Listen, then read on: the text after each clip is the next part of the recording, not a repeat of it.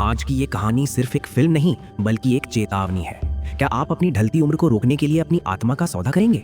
मिलिए Elizabeth sparkle से, जो कभी हॉलीवुड की गोल्डन गर्ल थी, लेकिन जैसे ही उसके चेहरे पर पहली झुर्री आई उसे कूड़े की तरह बाहर फेंक दिया गया। अपनी खोई हुई जवानी को वापस पाने की तड़प में उसने एक ऐसी दवा का सहारा लिया जिसने उसे एक खूबसूरत राक्षस में बदल दिया।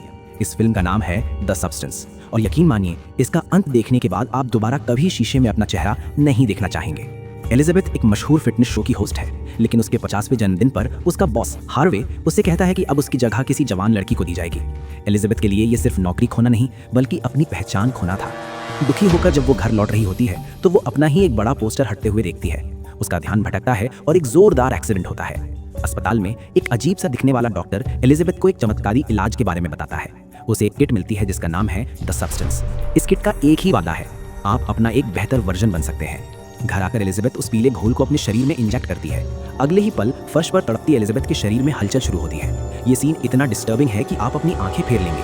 एलिजाबेथ की पीठ के बीचों बीच से त्वचा फटने लगती है और उस फटे हुए मांस के अंदर से एक 20 साल की बेहद खूबसूरत लड़की बाहर निकलती है जिसका नाम है सू।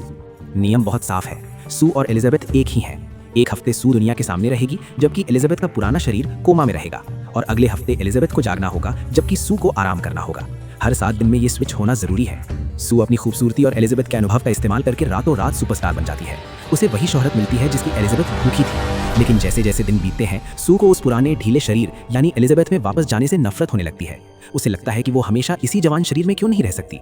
सू का लालच बढ़ जाता है। वो 7 दिन के नियम को तोड़कर 8वें और 9वें दिन भी सू बने रहना चाहती है। इसके लिए वो एलिजाबेथ के असली शरीर से स्टेबलाइजर चुराने लगती है, लेकिन उसे नहीं पता था कि कुदरत अपना हिसाब बराबर करती है। जब एलिजाबेथ वापस जाती है तो उसे अपनी एक उंगली पूरी तरह सड़ी हुई और काली मिलती है। वो घबराकर कंपनी को फोन करती है, जहां से उसे ठंडी आवाज में जवाब मिलता है, तुमने ही ये किया है, तुम दोनों एक ही हो। अगर तुम सू के रूप में ज्यादा वक्त बिताओगी तो एलिजाबेथ का शरीर उतनी ही तेजी से बूढ़ा होगा। अब एलिजाबेथ और सू के बीच एक खामोश जंग शुरू हो जाती है। एलिजाबेथ अपनी खराब होती हालत देख सू को खत्म करना चाहती है, लेकिन वो डरती है क्योंकि सू को मारना मतलब खुद को मारना है। वहीं सू अब एलिजाबेथ के अस्तित्व को पूरी तरह मिटा देना चाहती है। वो एलिजाबेथ के पुराने शरीर को एक अंधेरे स्टोर रूम में फेंक देती है और उसकी तस्वीरों को हटाकर अपनी तस्वीरें लगा लेती है। घर के अंदर अब 2 दुश्मन रह रहे हैं जो एक दूसरे का मांस खा रहे हैं। कहानी तब अपने चरम पर पहुंचती है जब सू को इस साल के सबसे बड़े TV show New Year Eve के लिए चुना जाता है। सू को पता है कि उसे लंबे समय तक जवान रहने के लिए एलिजाबेथ के शरीर का पूरा रस निचोड़ना होगा। वो इतनी निर्दयी हो जाती है कि एलिजाबेथ का शरीर एक डरावनी लाश जैसा दिखने लगता है। लेकिन दोस्तों, इस कहानी का असली धमाका अभी बाकी है। जब सू आखिरी बार स्विच करने की कोशिश करती है तो द सब्सटेंस अपना सबसे भयावह रूप दिखाता है। एलिजाबेथ का पुराना शरीर और सू का नया शरीर आपस में मिलकर एक ऐसी चीज बना देते हैं जिसे देखकर पूरी दुनिया की चीखें निकल जाती हैं। तो क्या खूबसूरती की कीमत इतनी बड़ी हो सकती है? द सब्सटेंस हमें सिखाती है कि खुद से नफरत करना आपको किस हद तक ले जा सकता है। क्या आप इस फिल्म का वो सबसे डरावना आखिरी सीन देखना चाहते हैं? अगर हाँ तो कमेंट में एंडिंग लिखें।